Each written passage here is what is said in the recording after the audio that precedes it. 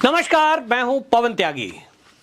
बिहार के लाल मनीष कश्यप, बिहार का जाना माना पत्रकार, एक बार फिर से उसके साथ मदुरई की पुलिस ने छल किया है। और देखिए, कोर्ट में लाना था बेतिया कोर्ट से बाकायदा प्रस्तुत करने के लिए, रिमांड के लिए वहां से नोटिस जारी हुआ था। लेकिन तमिलनाडु की जो पुलिस है उसने एक बार फिर से वही काम कर दिया जिसकी मैं उम्मीद थी कि बहाना लगाकर किसी भी तरह से बेतिया में ना लाया जाए। पहली बार वहां जो है तमिलनाडु की पुलिस ने यह कह दिया कि साहब हमें एस्कॉर्ट की जरूरत है क्योंकि सुरक्षा का मामला है। जो मनीष कश्यप है उसकी प्रसिद्धि इतनी है कि युवाओं में प्रसिद्ध है और लोग बेसब्री से उसका इंतजार कर रहे हैं, तो ऐसा ना हो कि भीड़ हमारे ऊपर हमला कर दे। इसको लेकर पत्र दिया गया बिहार की पुलिस को और अब खबर यह आ रही है कि बिहार की पुलिस ने इसको लेकर तमिलनाडु पुलिस को कोई जवाब ही नहीं दिया कि वो फोर्स देगी कि नहीं देगी। अब यही लेकर के वो कोर्ट में आ गए कि देखिए जी, इस बार हम नहीं ला सके हैं क्योंकि अभी हमें बिहार पुलिस की तरफ से कोई जवाब नहीं मिला है, अगली बार हम जरूर प्रस्तुत करेंगे। ये कुल मिलाकर के बहानेबाजी दिखाई दे रही है। हालांकि मामला कोर्ट में है, लेकिन बिहार के युवाओं का कहना यह है कि यह सब बहानेबाजी चल रही है कि किसी भी तरह से इस मामले में इधर उधर की बातें करके और मनीष कश्यप को किसी तरह तमिलनाडु की ही जेल में रखा जाए। अब इसको लेकर इस बार तो बेतिया कोर्ट के जज ने सख्ती दिखाई है और उन्होंने कहा है कि देखिए, इसमें कोई बहाना नहीं चलेगा, अगली बार आपको इसे प्रस्तुत हर हालत में करना ही पड़ेगा। और इस मामले को लेकर अब बताऊं कि इस मामले को लेकर जो सरकारी वकील है, बाकायदा उन्होंने तो यहां तक कह दिया कि ये जो पुलिस है मदुरई की, इनके खिलाफ अवमानना का केस दर्ज किया जाए, अवमानना का इस पे नोटिस जारी इनको किया जाए। क्योंकि पिछली बार जब इनको सम्मन जारी हो गया, इनको नोटिस जारी हो गया कि आप इसको लेकर आइए, क्यों नहीं लेकर आए? ये कहते हैं जी हमें पुलिस की जरूरत है, पुलिस का लेटर नहीं आया। तो इसका मतलब बिहार की पुलिस भी जानबूझकर इस मामले में टामाटोल कर रही है। और अब यह दिखाई देने लगा है बिल्कुल साफ साफ कि एक तरफ बिहार पुलिस यानी बिहार की सरकार के कहने में चल रही है, एक तरफ तमिलनाडु की पुलिस जो तमिलनाडु सरकार के कहने में चल रही है, और दोनों सरकार मिलकर के ये तय कर चुकी हैं शायद कि मनीष कश्यप को इन्हें परेशान करना है। पुराने मामलों को खोला जा रहा है जिन मामलों की कोई औचित्य नहीं है, कोई बात नहीं है, ना कोई चर्चा है। कहते हैं साहब बैंक के कर्मचारी के साथ मिसबिहेव हुआ, कभी कहते हैं साहब भाजपा के जो एमएलए थे प्रत्याशी उनके साथ कुछ हुआ। अरे भाई, उन मामलों को अब आप पुराने मामलों को उठा रहे हैं जिसके मामले का कोई कारण नहीं बनता और इतना बड़ा गंभीर मामला भी नहीं है। हां, वो फेक वीडियो को लेकर के जो केस दर्ज है, मामला तो एनएसए को लेकर भी है कि एनएसए आपने लगाया। इसको लेकर सुप्रीम कोर्ट का भी रवैया देखिए कि अभी तक सुनवाई नहीं हुई है। तो जनता यह सवाल कर रही है कि एक तरफ मोदी की जब मुख्यमंत्री थे उस समय गुजरात की सरकार को गिराने का षड्यंत्र करने वाली तीस्तासी तलवार है, जिसके लिए तत्काल सुनवाई हो जाती है, छुट्टी के दिन भी उसको राहत मिलती है। दूसरी तरफ मनीष कश्यप है जिसके बारे में कोर्ट तारीख पे तारीख दे रही है और उसको कोई राहत नहीं मिल रही है। तो फिर जनता सवाल कर रही है कि क्या कोर्ट में भी व्यक्ति का चेहरा देखकर या रुतबा देखकर फैसले होते हैं? उसकी सुनवाई में इस तरह की बातें क्यों हैं कि जो मनीष कश्यप है वो गरीब परिवार से आता है, वो बिहार का लाल है। पूरे भारत में बिहार को लेकर के जिस तरह की सोच है वो अपने आप में दर्शाती है कि जब बिहार का नाम आ गया तो लोग क्या कहते हैं, अरे ये तो जो है भैये हैं। जबकि पूरे देश में सबसे ज्यादा आईएएस और आईपीएस देने वाला बिहार है। और आपको देखिए, राजनीति में भी जो राजनीति के धुरंधर हुए हैं, इतिहास है बिहार का कि क्रांति वहीं से हुई है।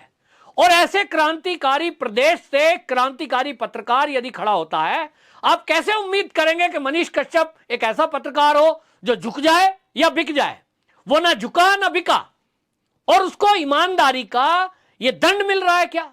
तो इसको देखते हुए आप देखिए, जो भी इस देश में और दुनिया में इस तरह के क्रांतिकारी लोग हुए हैं उनको परेशान तो किया ही गया है। यह इतिहास गवाह है, यह इतिहास साक्षी है। तो क्या मनीष कश्यप को जानबूझकर परेशान किया जा रहा है? अब यह सवाल उठ रहा है दोनों राज्यों की पुलिस पर, और दोनों राज्यों की सरकार इस पर मौन है। भारतीय जनता पार्टी ने इस मुद्दे को उठाया है। भारतीय जनता पार्टी के तमिलनाडु के प्रदेश अध्यक्ष से मनीष कश्यप के भाई मिले थे, तो मिलने के बाद उनको आश्वासन दिया था कि हम इस मुद्दे को उठाएंगे।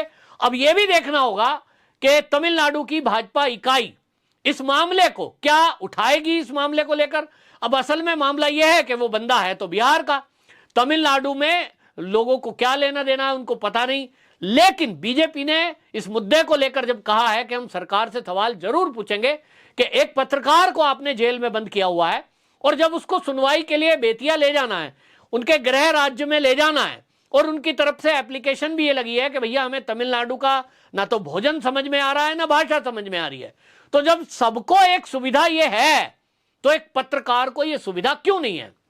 पत्रकार हमारे लोकतंत्र का चौथा स्तंभ है, इस तरह के शब्द हम बचपन से सुनते आए हैं, लेकिन इस चौथे स्तंभ को किस तरह से कुचला जा रहा है, किस तरह से डराया धमकाया जा रहा है, ये तो अब जीता जागता उदाहरण देख रहे हैं।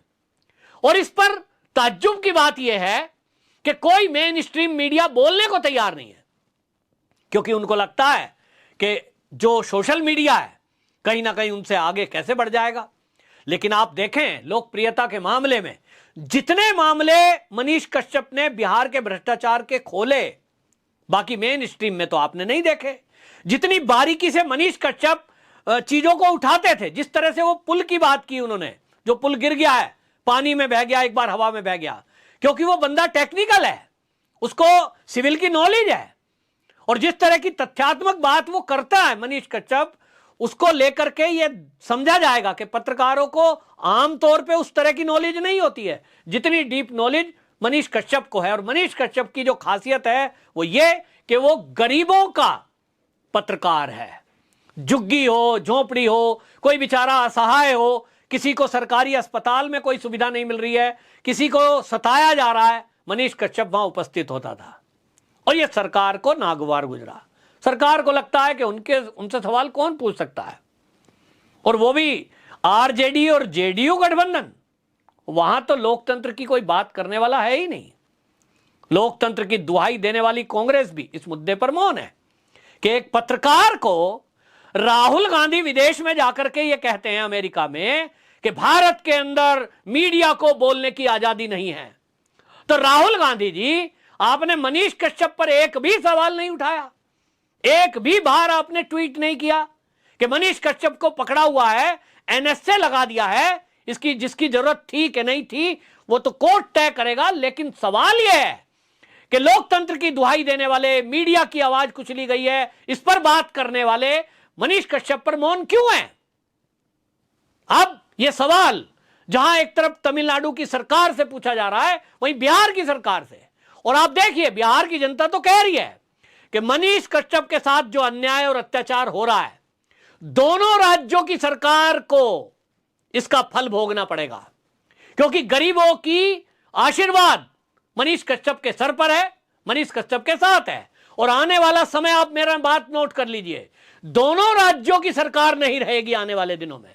ये गरीबों की हाय लगेगी इनको, क्योंकि जिस तरह से गरीब के बेटे को, जिस तरह से बिहार के लाल को, जिस तरह से बिहार की होप को इन लोगों ने जेल में कैद कर रखा है, उस कैद के अलावा इनकी बातें ये दिखाई दे रही हैं कि किस तरह से ये एक सोच देखिए कैसी रखते हैं कि वो बिहार का है, इसलिए क्या आप मौन रहेंगे, उसके ऊपर अत्याचार करेंगे, उसकी बात कोई सुनेगा नहीं, और कोई पत्रकार भी उसके साथ नहीं खड़ा होगा मेन स्ट्रीम का। और आप मेरी बात नोट कर लेना, ये दोनों सरकारें जाने वाली हैं।